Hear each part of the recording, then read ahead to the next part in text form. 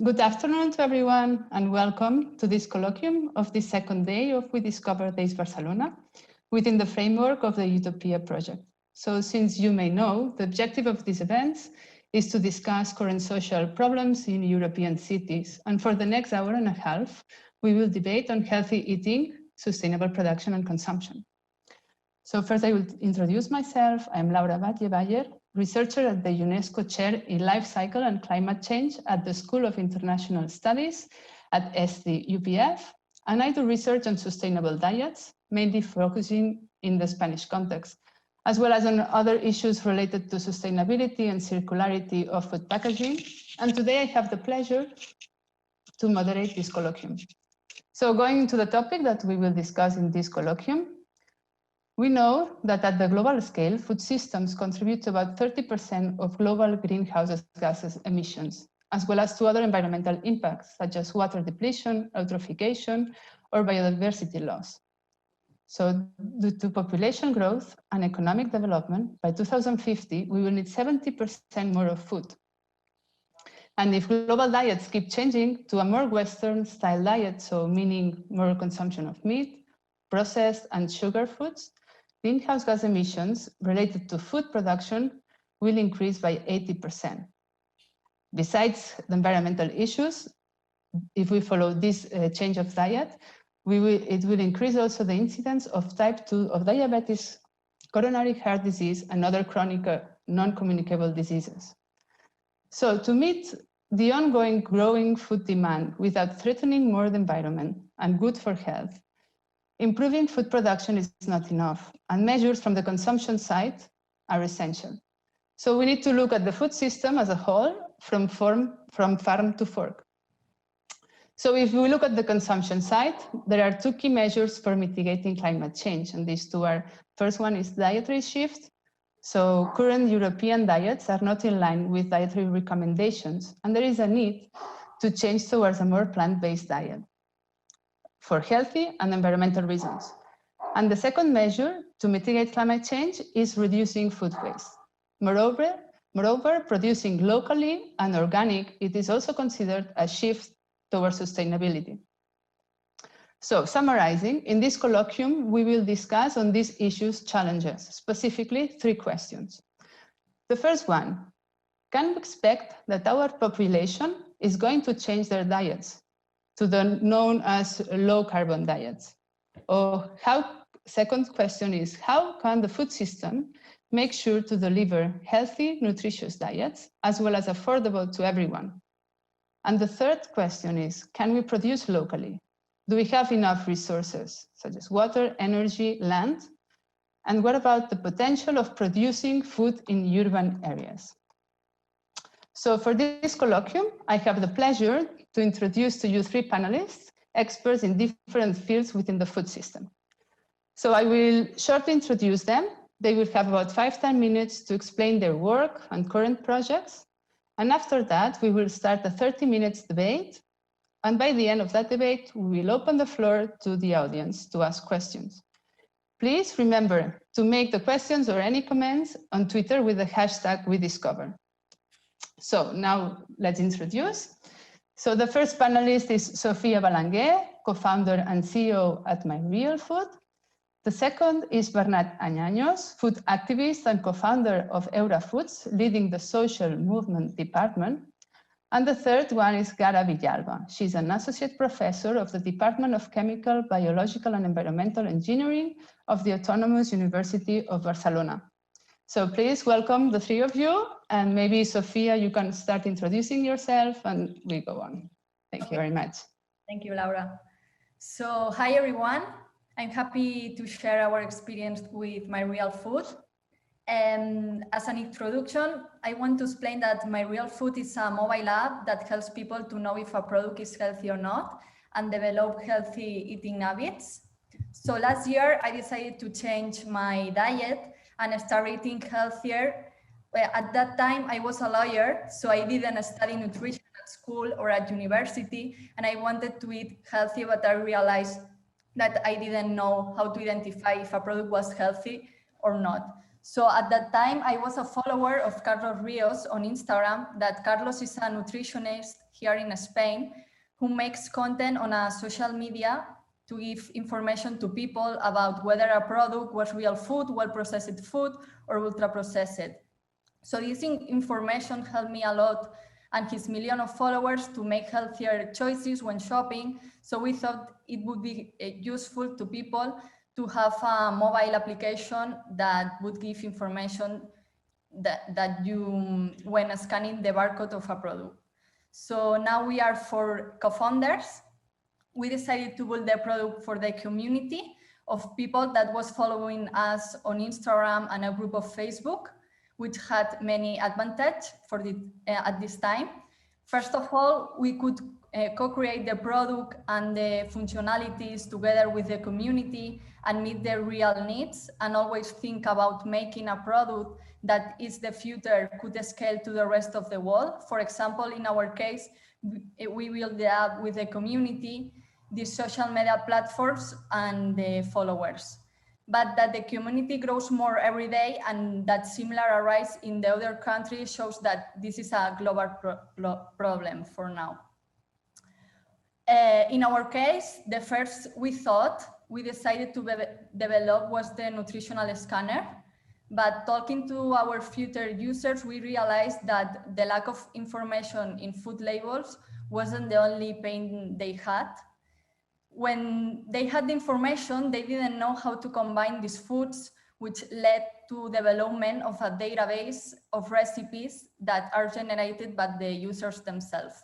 Additionally, users needed motivation to build a healthier lifestyle, and we decided to develop a community in which users share their experience and share what they eat.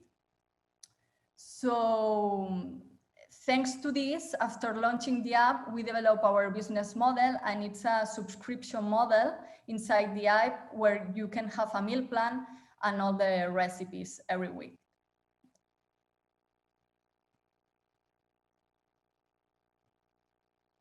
Okay, thank you, Sofia, for your introduction. And please, Bernat, your turn. Yeah, I'm Bernat Añanos. I co-found Heura Foods along with Mark Coloma. We were both activists from different perspectives, animal rights, social activists, but we were very frustrated of how much information was around, negative information about how we're treating the world, how we treat animals, how we are destroying our health without knowing. And we, with all this frustration, what we've done is to try to organize it.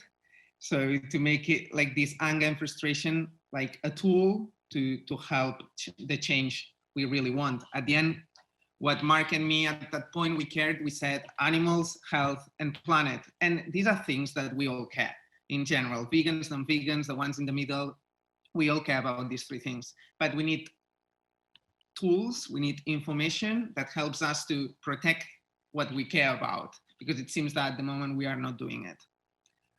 So we thought that as meat is at the center of everything we care, the Christmas barbecues on Sundays. Now this year it's a bit tricky to say this because we cannot do this many things. But when we think about our favorite moments in life, it's the recipe my grandma does for Christmas, the barbecue with my friends, that moment you are on vacation and you go and eat meat. It's always at the center of everything we love. So we thought that to have a real impact in what we care, it was to create meat directly from plants. And so we've been 2 years before launching the product, that was 2017, trying to find a way to get the experience of meat, but without using an animal as a technology. Because one thing is for sure, I'm not talking about ethics now, but animals are not efficient. It's an obsolete technology. We changed all the technologies we use for electricity, transportation, everything, we changed it. But we're still using the same technology to get the meat. Doesn't make any sense at all. It's just that it's so cultural, it's so centric in our culture that it's difficult that we get the attach from meat. So that's why we think plant-based meat is the solution. So after launching, we try to build a process that helps us to democratize it, and that means reduce pricing, because at the moment when you think about plant-based meat options and even our product, it's more expensive than meat. And that's because we have two main problems. Meat is too cheap for the real cost it has in everything we can. I repeat myself. Plus they have a lot of helps from governments.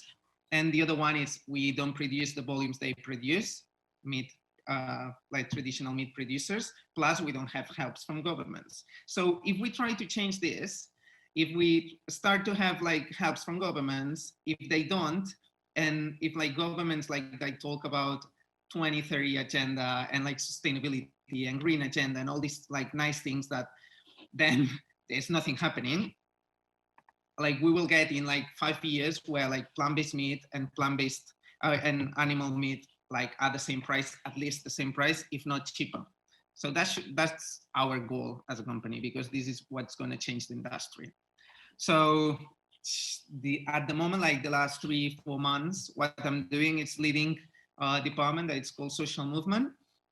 And it's a department that doesn't talk about product, doesn't talk about Heura as in an economic value. Like we do things that we think that will help to boost information, which we think it's the thing that lacks now in society. We got the attach from the plate we have in front.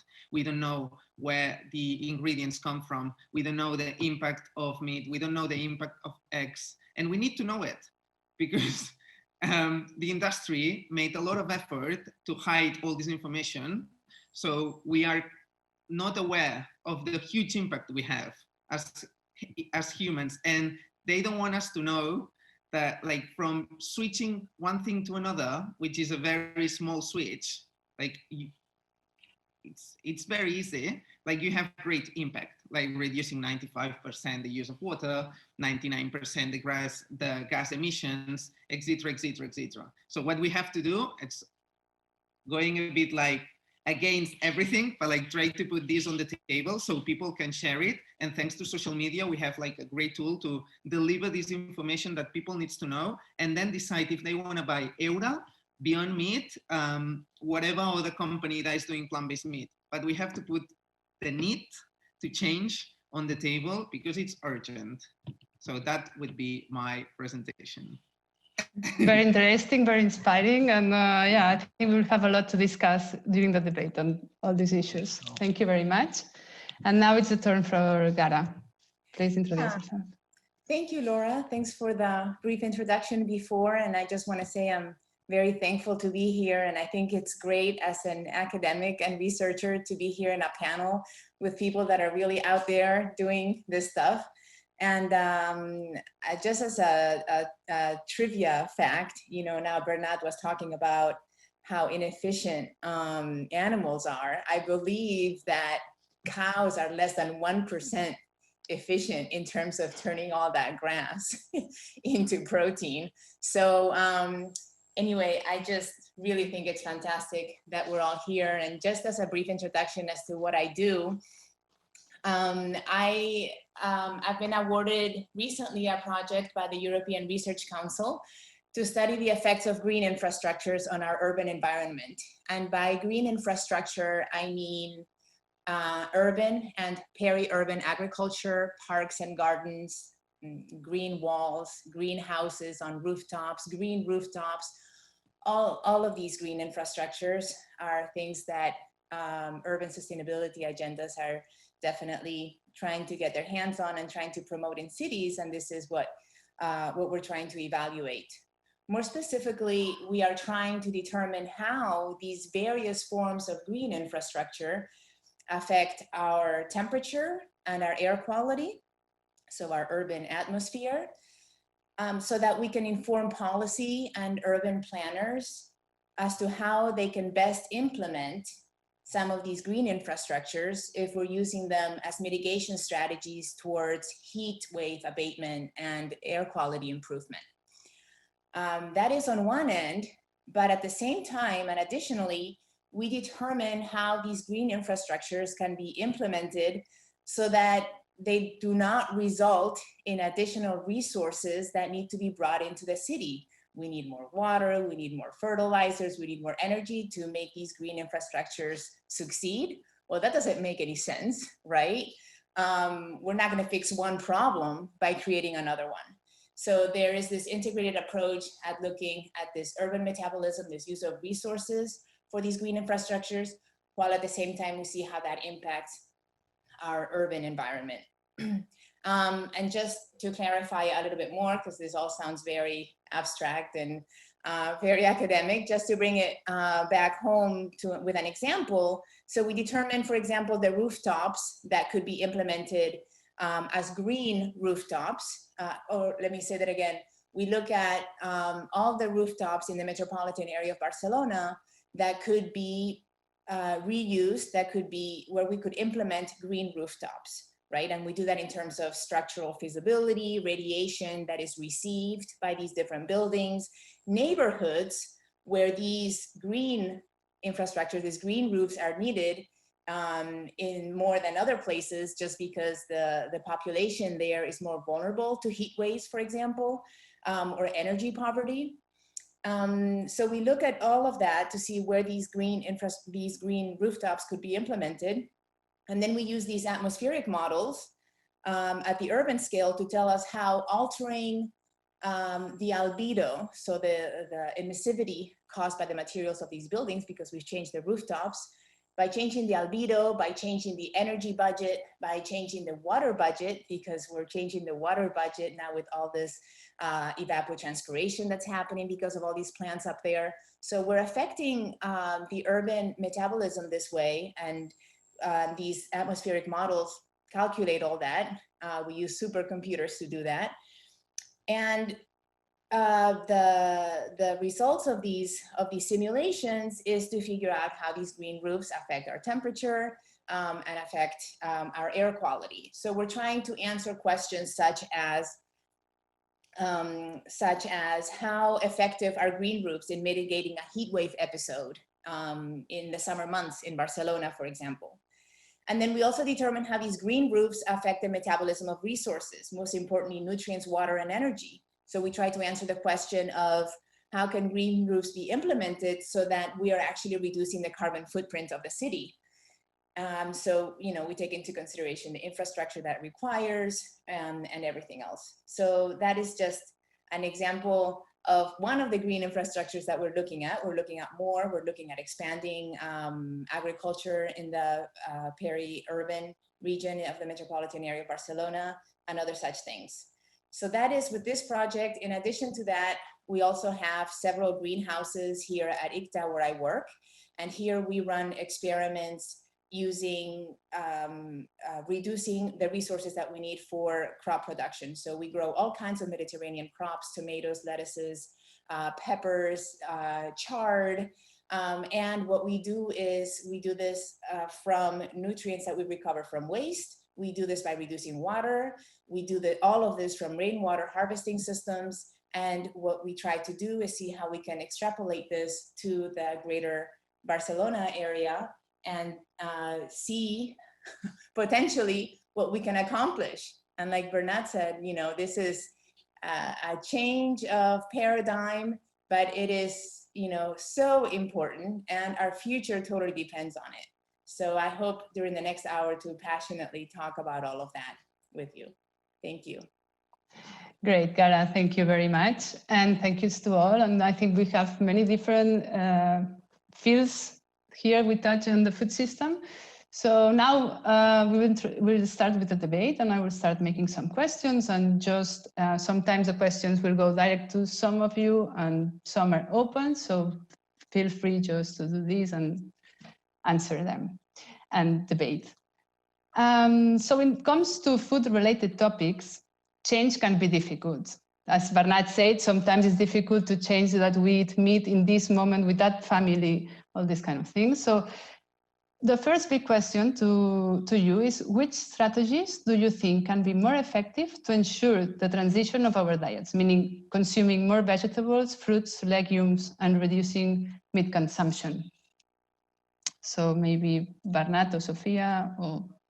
Okay, I can start. I think there are two main pillars that will help us to change it. And one is information, and it's what I said, to put on the table the real cost of what we eat, which is much greater than what we think. And this comes from, it has to come from institutional level. And they are very worried, and like Sofia might know more than me in this, but they are like, now they put a lot of effort on the Nutri-Score, no? So like, we always look from an egocentric point of view, like our health, this is the product that helps me. But like, there is no me, no family, no future if we start to care the health of the planet. And with this, the animals, because they are a huge part of the planet, because we have 10 times more population of like livestock than humans. So if we don't start to take care of these two other things, not just our egocentric point of view of my health, my products that will help me and my family, there is no future. So I think through information, and that hopefully it comes from governments, and like if they, again, like I say it a lot, but like I'm very tired of listening like governments and from all levels, like European, Catalan, Spanish, talking about sustainability and green agenda. And I don't see never the meat on the table. It's always about plastic straws. And come on, guys. I mean, these are problems, but there is a bigger problem here that you don't want to look, because I'm sure that there are some interests that don't want to be taken into account because they are too huge. Because we have to remember that in Spain, meat industry is the biggest. So that means also the biggest lobby that has the more money and more contacts in governments. So for me, information and hopefully through institutional level projects will be delivered to people, and then we will change, as happened with, yeah, maybe no, it's not the best example, like alcohol, because I'm not sure if alcohol is being reduced, but like tobacco, for example, like is much reduced now because we start to talk about the negative side of it. So one, information, and the other one, and it's a challenge that we have to put on the table as Heura, but as a whole industry, is to democratize prices, because we cannot expect people to switch, to change, if they cannot afford it. You cannot expect a whole society switching to plant-based if they don't have options that they can like feed their children. And we don't want to create products as Heura just for an elite or for certain neighborhoods in Barcelona. I want that our product can be bought in Nou Barris, in Pedralbes, and in Poblenou. Everyone has to have the chance to decide, I want to this product because it has the impact I want in the world. And so here we have a challenge, because at the moment it's like double or triple price. And there are people that can afford it, but there are many that cannot. So I would say information and making the pricing democratic for everyone. Well, I'm totally with Bernat. I think the best strategy is to give information to the consumer. And from our experience, then they will change their habits. For example, in our case with MyRealFood, we make content in social media and inside the app, and how if you eat real food and avoid ultra-processed food, you will be healthier. And we also show that it's easier and cheaper than they think. And we also explain that you can find protein in plant-based options. And to give him this information, for example, we compare the protein of many plant-based options, and a lot of people are very surprised to know that meat is not the only food that has protein, and they thought that this was for vegans, the other sources. And for example, when we launched the meal plan in our app, some people email us and asking if there was kind of mistake in the meal plan because they thought it wasn't enough meat. So they didn't know there were other protein sources inside the meal plan, and then we explained that. And in general, the reaction of users then when we explain that is that, okay, I didn't know this, and I'm going to try it, to eat less meat and eat other sources of protein that I didn't know that doesn't exist in plant-based. Yeah, I could add just one more thing towards this transition of our diets, right? what we have found in some of the surveys that we have done for people with local urban agriculture is that just by growing their own greens, they started eating more of those greens. So I think that local food production and empowering people of their city, of their space, of their diet, of making them more aware, as both Sofia and Bernat were saying about what they're eating. I think all of that is very important. And I think it's very hard. It's very hard because we live in such a fast-paced life that doesn't allow us the time to integrate this information and understand it and value it. And maybe this will be for something a little bit later on. That's why I think it is so important to start this at the schools. Maybe that'll be something, Laura, that you'll bring up later. Yeah, actually now. Okay. I think now it's the best moment because I wanted to open up also this issue about schools. So in January 2020, Barcelona declared the climate emergency. So with that, the municipality set several actions. And regarding food system, there is a clear action in promoting a more sustainable, healthier way of eating. And specifically, they are willing to implement and promote the healthier diets low in carbon by 2021 in schools. And they also want to grow up to other municipal dining rooms. So maybe these policymakers can make this kind of decisions that can help in I don't know how you see this action from policy, and how changing diets in school can have also an impact on society. So how the family, so by changing some diets at school can affect to the family. And maybe also when we look at schools, how can we make schools more productive to be able to produce part of their own food? Because we are used that now it's common that most of the schools, they have their own gardens, but it's small. So maybe we can really make, like they can produce more and they can really eat from their gardens, their food gardens.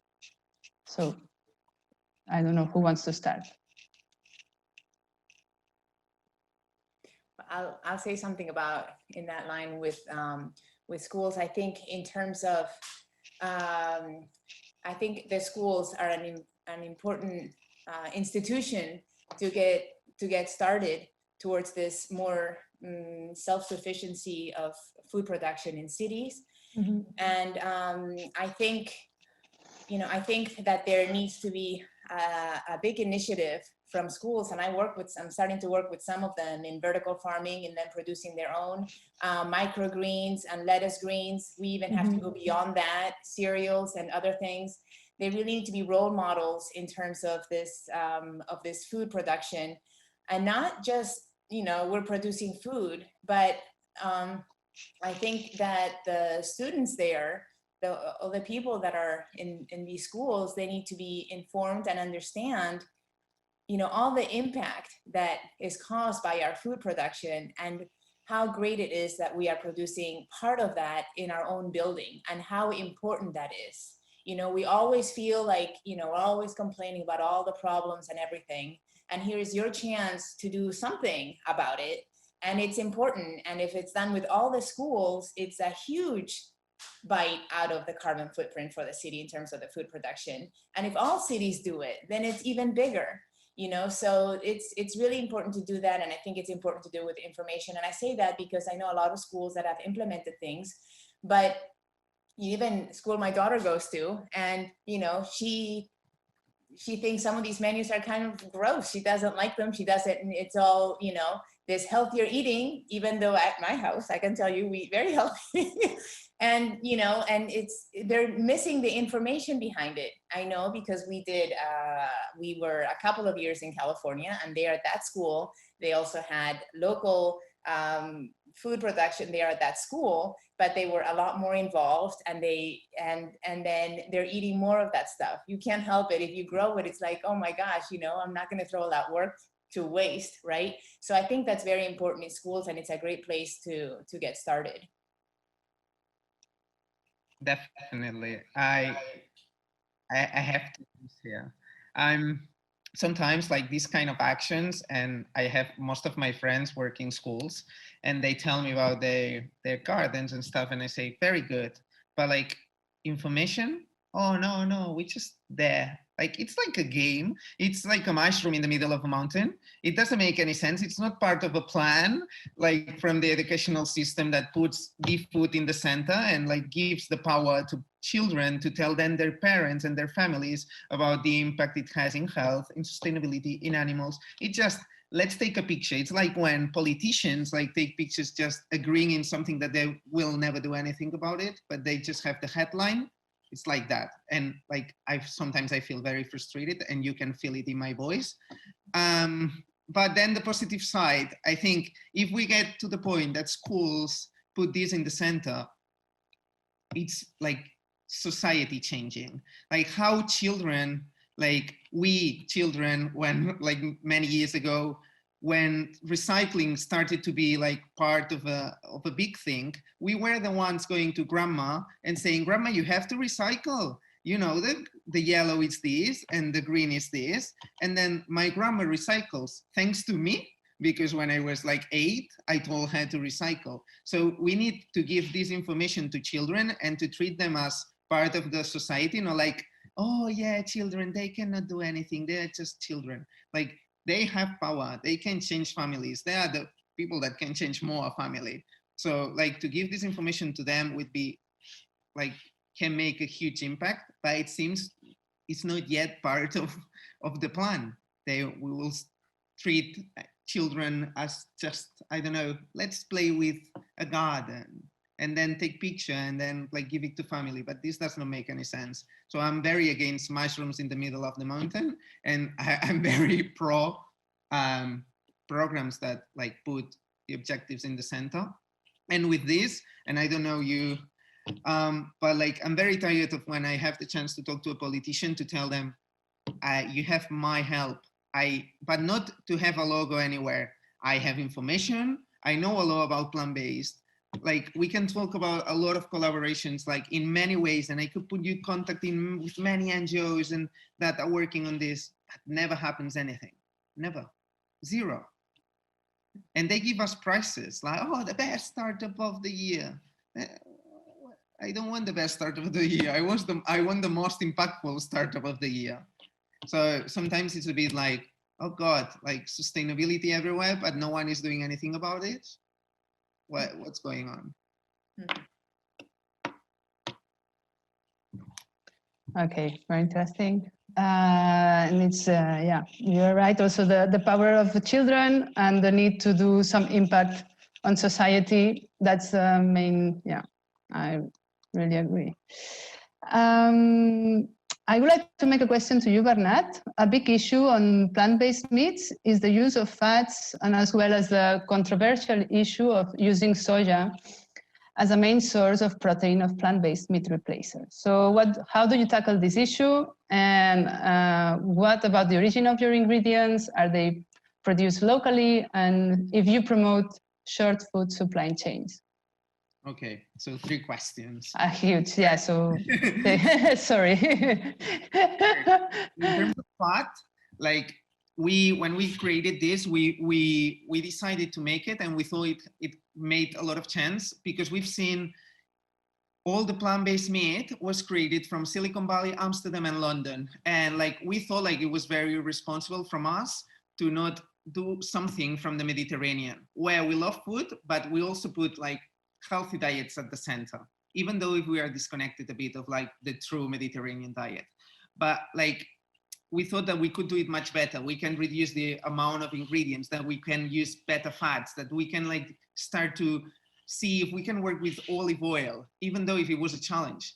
And now like these like maybe 7 days ago, we launched, it's not yet in the market, but we launched a new burger, like the 2.0, where we could get the best of the coconut oil, but without coconut oil, through virgin extra olive oil. So we got this like a structure that allows us to make a very, very, very, very meaty burger, but with just 1% of saturated fats, which is crazy in the industry. Like most of our, like, I don't call them competitors, like I call them allies because we have the same mission, but like they have 20 grams of saturated fat, so like 13, 15. We have 1. And I think like we have to be able as an industry to create holistic solutions, not just in terms of sustainability and animal ethics. You know, we have to also like put the health as a solution. So I think now I can say that through this burger, we have the first big thing that it's like, wow, this like solves everything. It's a check on every single issue. It changes everything, and it does not create problems in the future.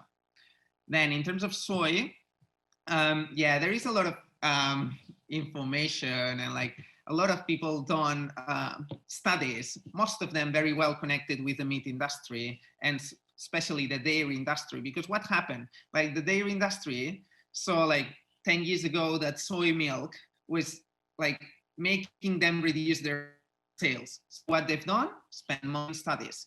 So after 10 years, like this like myth of soy is destroying the planet is there. But it's very interesting because if you see a data, more than 80% of the soy that's been destroying the planet goes to livestock because they need cheap soy from the Amazon. So the dairy industry put like a myth on the table that now it's not helping the meat industry. So what we have to do is just to explain the real facts, which is more than 80% the soy comes from goes directly to livestock to then like make them a piece of meat on a plate, plus just 3% of the whole soy in the world, and like 3% is almost nothing, goes to all the tofu, all the Heuras and allies that are trying to do plant-based meat, 3%, and none of them comes from Amazon or any rainforest that is being that has deforestation the last years. So in terms of local production, all our soy comes from Europe. Not yet, it's not Spanish soy, it's mostly coming from Serbia, the soy. We are starting to see if we can get stuff from France as well, and like getting closer, because at the end, like getting more democratic in price, it's also in terms of like how quick and how fast we can get supply. Plus now the new burger is pea protein one, so it's not soy, and it's from Western Europe. So like getting closer and closer, and hopefully, and here I come again with institutions because I'm very like trying to give a hand to them. I want to create a plan that helps farmers to switch. I'm not against farmers. And Bernat and Heura is not against farmers. We are against the whole system. So we have to create a transition that helps them to produce plant-based proteins, and then maybe in the future to have the machinery that allows them to have the proper like meat. But till now, they can produce pea protein, soy protein that Heura Foods will buy to produce and then bring around the world. So at the end, it's how we can transition without leaving anyone behind. And I think this passes by, again, institutions trying to make projects that allow farmers to switch, because it's the income they have and it's part of the system.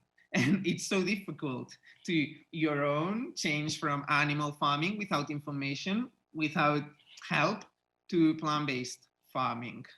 Mm-hmm. So I think I answered the 3 questions. So if you have a small question. No, I think for now, I have more questions, but we will keep it later, because if not, yeah. I would like more now, like we were talking about local also. I would like to ask something to Gara, because looking at the metropolitan area of Barcelona, which comprises 36 municipalities and 3.3 million people, could we produce locally the food we consume? And how resilient is the city of Barcelona regarding food? Okay, thanks. Well, let me first start by telling you where we are in terms of the local food production that we're doing right now, fresh produce. Okay, so for the past 2 decades, as the metropolitan area of Barcelona, in general, the whole province of Barcelona has been decreasing the land that is dedicated to agriculture. At this point, we're about a little bit less than half what we were a couple of decades ago. So before we were around 10,000 hectares, and now we're a little bit less than 5,000. That for the metropolitan area of Barcelona. And that, I'll spare the calculations, but that's more or less between 3 and 4%. That produces between 3 and 4% of our fresh produce consumption for the metropolitan area of Barcelona, which is ridiculously low. And there is ample margin for improvement. I mean, even cities like New York and other cities around the world have much more self-production than we do with the climate that we have. You know, this is just unforgivable.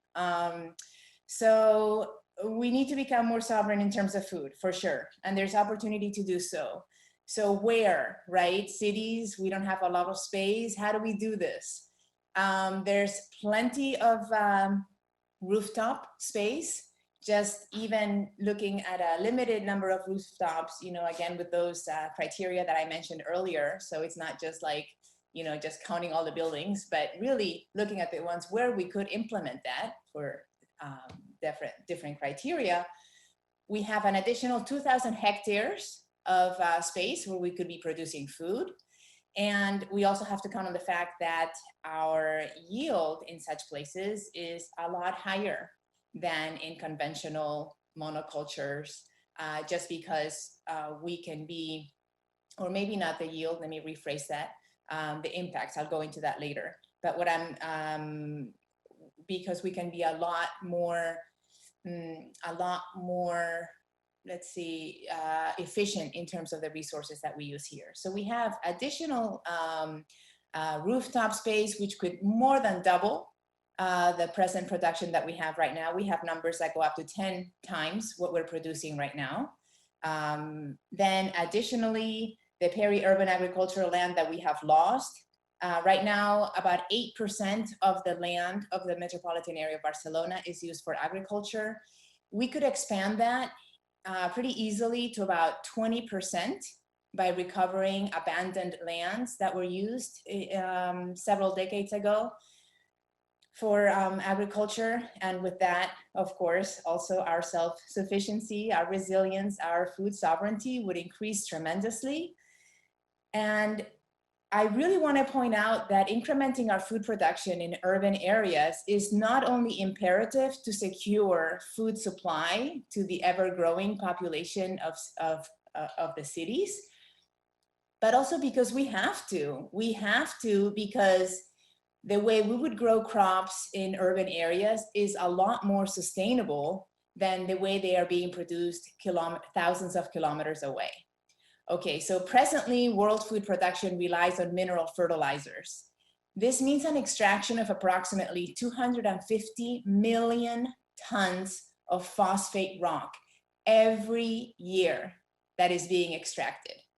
Okay, phosphate is a non-renewable resource that is not being recycled at all, but that ends up in our water bodies causing eutrophication and other negative impacts. Nitrogen, another key nutrient in our food that we need, that is in fertilizers. Okay, so nitrogen is renewable. We've got plenty of it in the air, but putting it in fertilizer form, fixing it, is ridiculously energy intensive. Putting nitrogen from the air in the form of ammonia, which is what we need to do to put it in a fertilizer, is one of the most energy intensive processes in the inorganic chemical industry.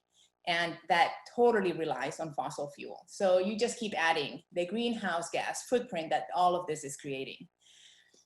And the thing is, it turns out that we have plenty of nutrients right in our city just from the waste that we're producing. So why not recover the nutrients from our wastewater, from our solid waste, to produce our own food here in the city? So these technologies to recover the nutrients from wastewater and organic waste obviously exist. They have been more than tested, they're implemented, but they are not working at the level, at the scale that we need them to be actually, be making a difference. So the technologies exist. For example, there's the precipitation of struvite from wastewater treatment plants, and the additional infrastructure to do that is certainly feasible. We would be recovering all the phosphate and nitrogen that we need for the present agriculture that's taking place right now, and all the agricultural needs that we can foresee in any of the scenarios that we from our group are trying to determine and put on the table. We've also been running experiments in our lab, growing tomatoes and other crops with these recovered nutrients, using just rainwater to grow these crops. And we are obtaining yields that are more than satisfactory and certainly comparable to conventional agricultural practices. So we're not doing this at a city scale yet. I really don't know what we're waiting for. I think this is a logical question on everybody's mind. Later on, we'll talk about what obstacles I think are hindering us and putting a stop on that, because I really think this is #1 priority on our agendas as citizens of cities.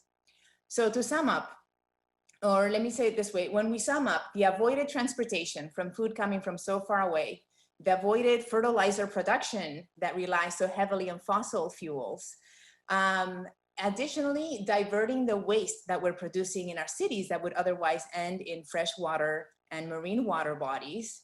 When we add all of that, it really just seems a no-brainer that this is the future to increment the food production in urban areas. And furthermore, local food production would drastically reduce the food wasted from agricultural fields to the fork. There was a project, I believe it was called Fusions, by the Joint Research Council, which tried to quantify food waste. And I believe, if my memory doesn't fail me, for fresh produce, vegetables and fruits, that was the largest amount of waste. About 20% are wasted from field to fork. And I really think that urban agriculture can definitely ameliorate that and lower that loss when we're producing it right here in the city. So I just think, there's all these win-win reasons for promoting urban agriculture. And I think there's a lot of margin in the metropolitan area of Barcelona to make that happen.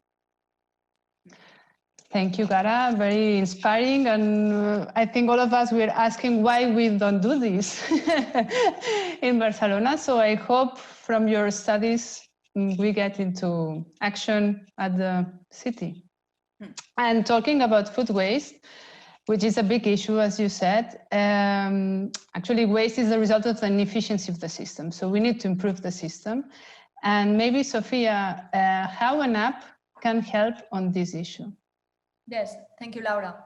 Well, in our case, for example, we ask people to plan their meals with the app and with the ingredients they need, do the shopping list before going to the grocery store, and not the opposite, that I think that a lot of people do that. So they will buy what they need. And for some of them, they say that when they try it, it's the first time that they don't waste food. And it's surprising because I think that it sounds like a very easy thing to do, right? And it's very easy, in fact. One thing that also helps people is that inside the app, they can search the ingredients and they will find recipes with these ingredients. So we also say, before wasting food and going to buy more, search and find if you can cook something with it. And like, do you have rotten tomatoes? So do it tomato sauce, for example. I'm sure that you have rice and then you have a meal. And I think that these things are very easy and people are wasting less food with that functionalities inside the app. Okay, interesting, thank you. And Bernat, about food waste, what do you do in your company? We cannot hear you. we already use like 40 times less resources in terms of soy or pea than. That's a good one. So this is already like food waste. Like using animals is food waste, like in general. But Resources. even with that, like we work a lot with, we mainly work with frozen stuff, so it allows us to not have food waste. But then we have agreements with, for example, Health Warriors, which is an association that's been created for the coronavirus crisis, and like all the people that got no job and no salary, and they didn't have access to proper food. So we gave like almost 2 tons of food that some part was food waste, like was product that was going to supermarkets but had an expiration date, like short expiration date, but other part was like a donation. Help, like working with frozen stuff allow us to not have like huge food waste quantities, I have to say. But like most of our clients, like big retailers, already work with apps like Boomerang or Too Good To Go. Yeah, good apps also. Yeah, I think now we can open a bit the floor to the audience. So if anyone in the audience wants to ask questions, comments, please remember to add the hashtag WeDiscover. So I keep checking if we get some questions or anything, so please. And to make more interaction with the audience, I hope I will make a question to all of you. So last year I was on a debate on food, and Marta Pons from Barcelona Metropolitan Strategic Plan, she asked to the audience, when you were little, which was your favorite food or dish? And how different is that from now? So, and I love that question because it made me think about what I was loving at that time at 8 or 5, and now did it change? In my case, it did. But so my question is more to the panelists and to the audience. So what did you like when you were 5, 6, 7, 8, when you were little?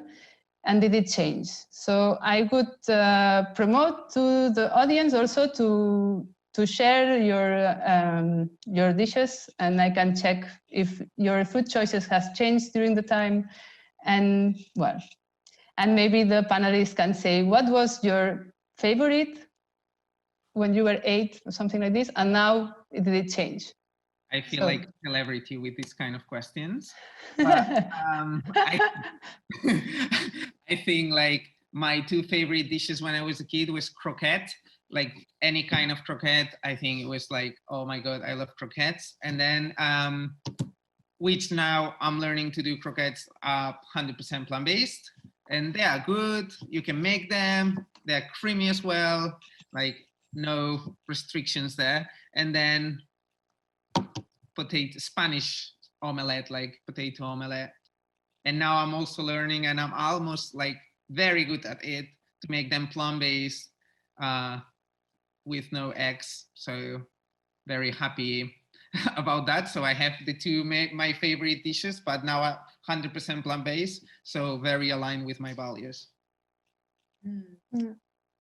Maybe Sofia? Well, in my case, I was thinking about it because I changed a lot.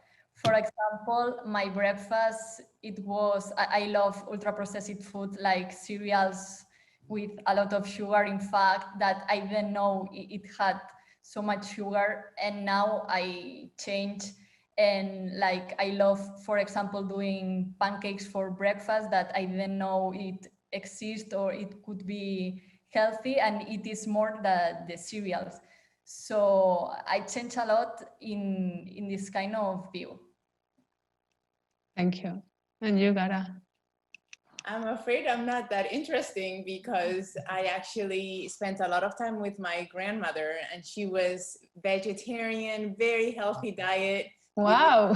So, you know, I've always loved fruit, and that's always remained for me number 1, like breakfast food. I don't know if we were asking about breakfast food or foods in general. Whatever. But yeah, I'm I'm not that interesting. I've been I've been a health nut forever, I'm afraid. That's great. No, that's really good. Yeah. So, well, let's continue. I will encourage to the audience, please share your comments on this. And I have a question now for Sofia. Is it your app to, I mean, is more a young thing to change diets? Is it more difficult for elderly people to change their diets? They are more attached to their diets. And how do you see it with your app? How do you see with the users of your app? And if you also think, I don't know, I have children, and with the family, you don't have time for anything. So I don't know also if you have, like, in your app, you have different type of groups. Do you also consider families, and since the importance of the children, so how to give some recipes to families and how to make it easy, or what? Yes, of course. Well, in fact, I think that the app, it can be useful for everyone, but it's true that people in general is millennial that maybe are starting to eat healthier and they need, for example, our app. But in fact, there are a lot of professors that we know that recommend our app to the students, because they explain how their students are discovering that a product is healthy or not with our app. And they say that for children also it's like a game that they can play with the scan, because also we are using colors. So they know that the red, maybe it's something that it's not that healthy like the green color.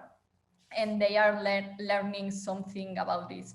And they also use the database to know the sugar, the quantity of sugar. They compare the products. And we know that many professors are doing this at school with their children, yes. Yeah, great, nice, interesting. Okay, there is a question from Ian Comac.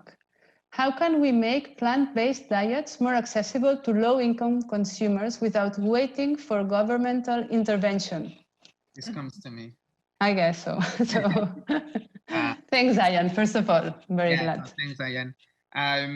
I think something that we are doing already, like we are trying to reduce margins, but it's not just about us reducing the margins, because as you might know, we're just a part of the whole chain, and supermarkets also have to make an effort there, and like everyone has to make an effort so we can reduce pricing. What we are doing now is to reduce our margins, but to push that they don't, like supermarkets or restaurants, they don't like increase their margins, because if not, the final price is the same. It's just that Heura has less margin. So what we are doing is, okay, yeah, we make an effort, we reduce our margins, which are not very huge, but you have to like get compromise on reducing also the pricing and like having the same margin or a bit less if you can make an effort as well. So this product will be more democratic. And also like, I mean, like just the fact of buying this kind of products and not products that are coming from animal sources allow us to have more volumes, and volumes means less pricing, because if we can, instead of buying 1 ton of soy or pea protein, we buy 100 tons, like the pricing is less. So economics, like basic economics. Hopefully it happens very soon. I was wondering also, like for the plant-based meats, do you make a lot of research on the consumers, on consumers? So how do you know that the people that eat meat will like this type of, this plant-based meat? Because I guess that's also one of the main goal, right? So that people like meat can. Yeah, definitely. We are not going to change the world with 100% vegans. We are trying to change the world with everyone. What we do is to test the products a lot and not test by vegans. It doesn't make any sense if I taste the product and I say, oh yeah, it looks like meat and it tastes like meat. How long have you not been eating meat? Oh, 7 years. Okay, great. Like very, very nice. Like I batches to try the product and to say, oh God, this looks like meat. Like maybe you can change that, change this. And at the end, at the moment, we obviously want everyone on board, but there is 40% of the population that is already reducing the consumption of meat. And this is like a huge amount of people. It's almost half of. And like, we have to go to these people because they want to reduce the amount of meat, not because they don't like meat. Yeah. I also liked meat. I just didn't like the consequences of it. So we have to go to this 40% to make them easier to transition, because at the end, like 5 years ago, they were just finding blocks of white tofu and like green salads. Right. And I mean, very good if someone can change their diets through like salads and blocks of tofu, but let's be honest, 99% of the population cannot change their diets with blocks of tofu and green salads. So like, yeah, I would say like testing it with like proper meat eaters helps us a lot. Okay, and when you change countries, because now you're moving to UK, right? And to other countries. So that does it change culture? Culture has an importance there when you make the product? We are making very like international tastes now. Let's say the original one, and then the spices like herbs. And then obviously imagine that we enter in India. For sure, it will make sense to make a curry one. But like at the very beginning, we have to create those products that are like very wide, that goes everywhere, a piece of chicken. Yeah. I mean, and then if we go to China, yeah, for sure, it will make sense to make products just for Chinese consumers because they like certain taste. Okay, thanks. Nice. And now a question for Gara. So before we were discussing about the urban rooftop gardens and urban agriculture.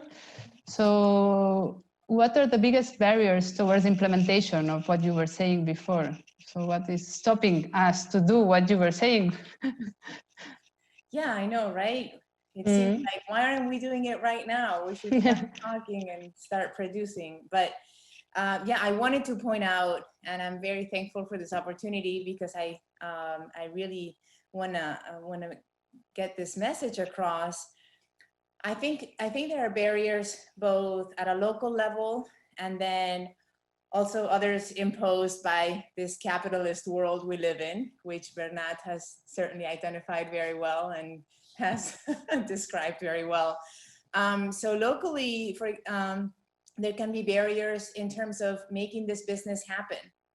So the present Metropolitan General Plan, which is the acronym PGM in Catalan, for the metropolitan area of Barcelona, makes it impossible for businesses of urban agriculture to exist because the urban planning regulations do not include agriculture as a legal land use, and thus crops grown on urban land cannot be sold or marketed. The only way it can happen is through cooperatives and such, or just these more social activities that elderly are able to spend time together and grow their own crops. But we certainly need to move way beyond that and really make this really mean something in terms of the food production in our city. So that is number one obstacle. And I am very hopeful with the new Metropolitan Urban Master Plan, the PDU, which is being designed right now. I'm happy to say that from our group, we're putting in our grain of salt in that as well with the work that we're doing in our project. And here, the PDU is planning to include new land use regulations so that urban agriculture is a legal activity in the metropolitan area of Barcelona. So I'm very optimistic on that front. I am also hoping that the various municipalities that make up the A and B, the metropolitan area of Barcelona, facilitate agriculture, urban agriculture initiatives. Also, from a local perspective, I think that it is important that we determine ways to implement these local food production activities so that we are efficient with our resources. I've already been talking about how that is key in all the work that I do. Like I said, because we're incrementing urban agriculture cannot mean that we're incrementing the impacts of the city. And lastly, and on the more general global level, the biggest limitation is simply cheap energy. it is still cheaper to transport food thousands of kilometers away than to produce it here. And this is because cheap fossil fuel energy does not include the environmental costs of everything that our agricultural and food production is causing everywhere else in the world. So the moment that we include what are now being called externalities, right? This environment is just free goods and services. The moment we consider the cost of, depleting our ozone, the cost of increasing the global warming potential, all of these things, it is not going to be that cheap anymore. And hopefully, we'll learn and we'll be able to include that and make urban agriculture a lot more feasible and economically feasible than transporting this food from so many miles or so many kilometers away. Yes, hopefully we get to that. And also about how do you see the plan, how do you see like to increase these rooftop gardens, like it will be also like neighborhoods, or do you look also at that, or maybe you don't? So I don't know about companies. You think more like companies are interested on that, on investing on that? Oh yeah. And yeah. Yes, there's definitely a lot of initiatives, but they're thwarted. When you try to make a business plan, it's impossible. It's very impossible to do it here. Okay. I really think, there's, as a matter of fact, we had a project in which we were going to be rehabilitating an indoor, there was in the Champlain, there was this huge building with this huge indoor patio, and underneath it was parking. And we were supposed to do that as a urban agriculture for everybody that was living there, and we just didn't get we weren't able to get the permits to do such a thing. So there's lots of obstacles, and I really hope that politicians, like Bernat was saying, don't see anything happening. So I don't know, I hope the PDU makes it happen somehow, but those are going to be general guidelines. In the end, it is really going to be each municipality facilitating these things. And I really think that there's a lot of entrepreneurs and a lot of people pushing this forward as a business, because that's what's gonna make it happen. Do you think this next year in Barcelona Barcelona will be the capital of sustainable food? So can that help to promote this kind of things? I mean, maybe it's the time next year to start asking these issues to the municipality. No. I feel a little bit like Bernat, all these prices, all these names, but when push comes to shove, like I want to be optimistic, Laura. Yeah, I know. No, better to be realistic. It's just pictures. Yeah. And teams working on pictures and like short-term things to make more pictures and reports after a year saying, oh yeah, we've done that. It's not looking as a solution. And I've told them, and they just want to put, and I'm very pro organic and like local production. But again, they stop, like they never use meat in their plants. And I don't get it. It's the most pollution creating industry in the whole world, and we still talk about plastic straws as to put Barcelona as a pioneer. This is not, like, even Starbucks has done it.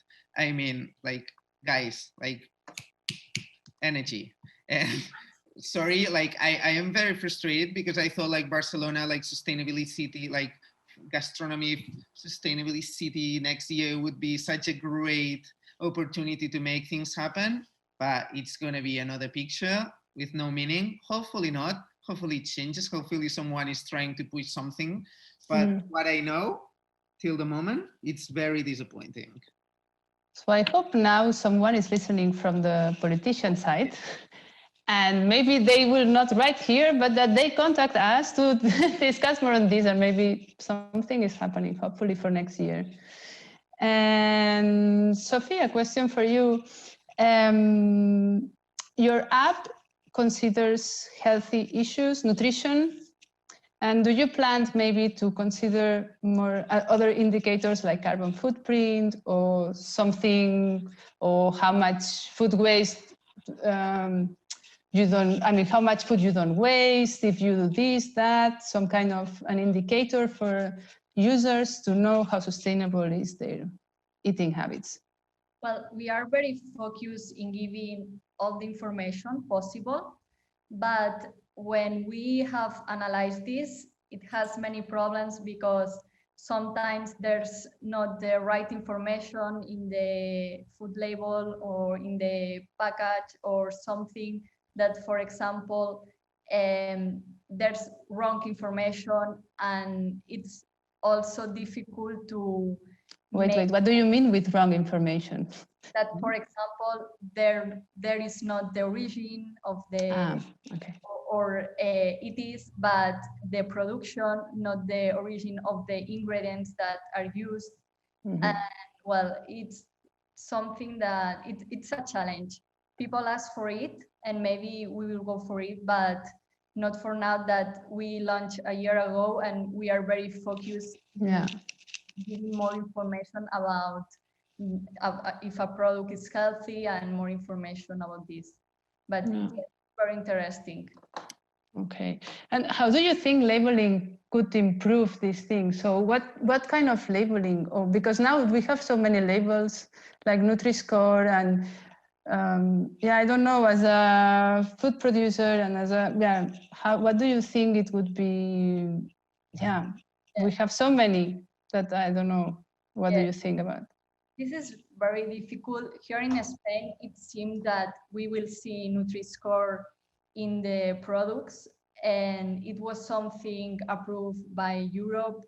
We were asking for another labels, like in some countries, for example, Mexico, Chile, they had a black label that it says if a product is high in calories, fats, sugar, and we think that it gives better information than Nutri-Score, because Nutri-Score, when was made, it doesn't count the ingredients, and it gives information about the nutritional information.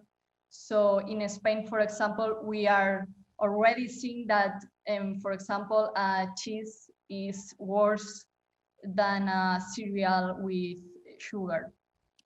And well, we ask also here in Spain to the government to know approve this Nutri-Score, but well, we will see it, but we already seen product with the label, so we think that they will approve.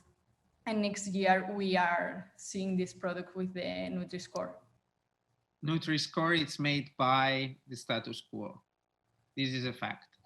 It's just a way to try to pause or reduce the pace of change.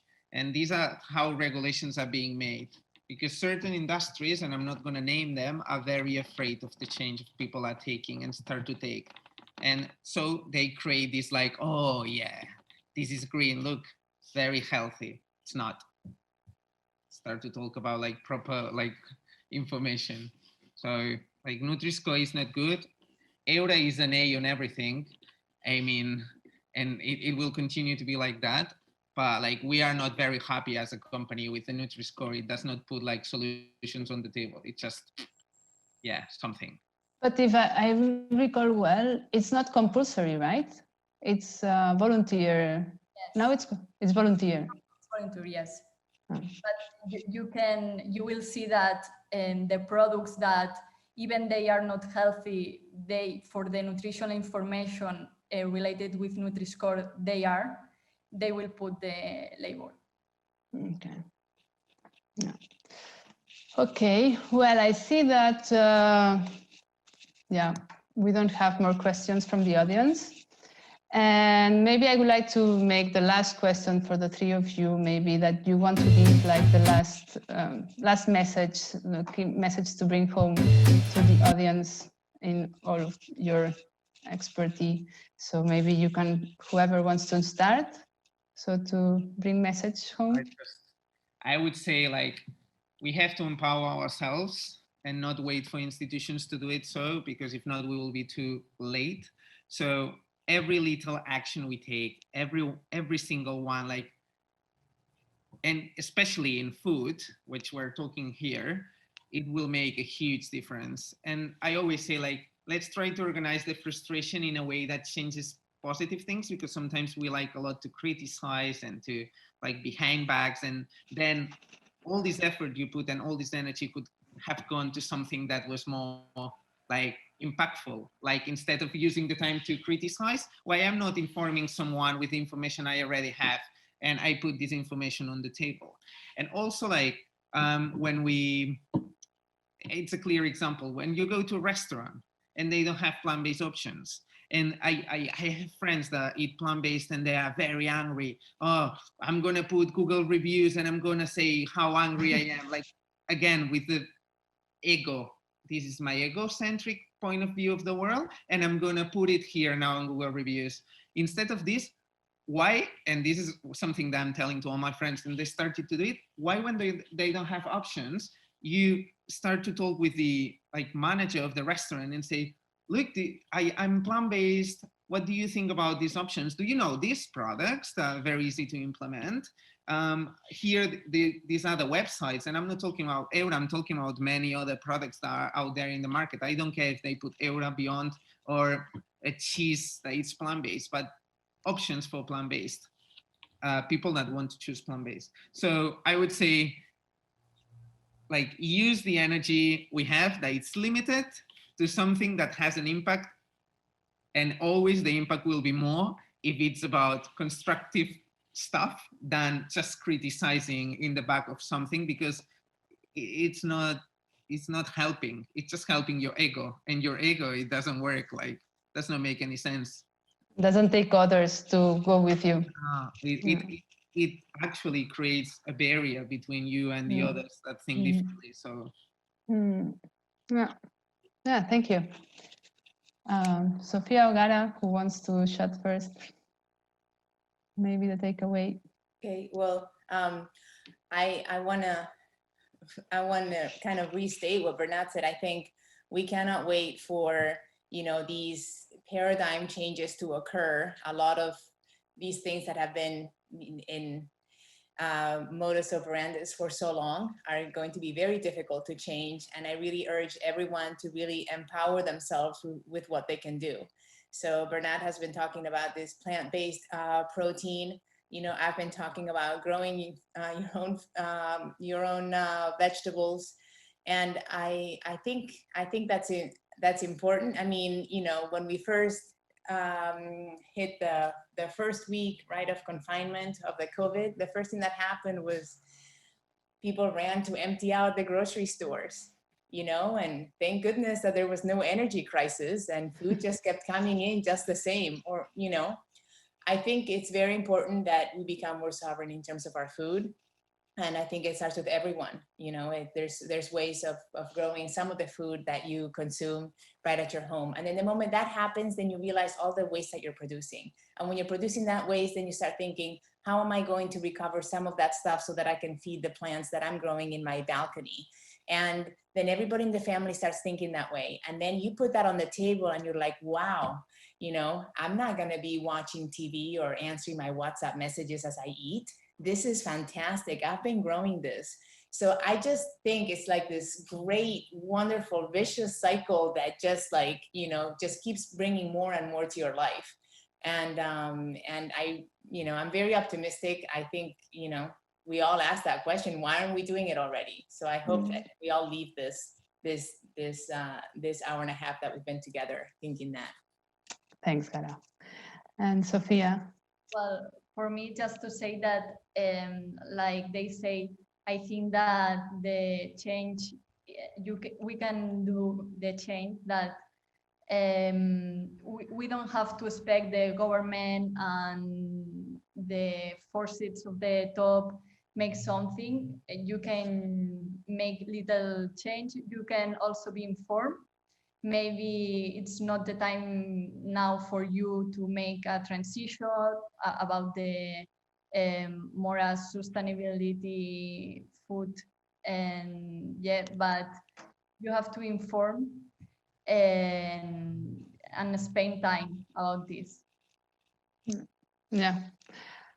Well, so thanks for all these messages, and I'm very happy about this debate, and it was very inspiring and a lot of energy, activism, and looking forward to changes, and from production side, from the consumption side, from the nutrition side.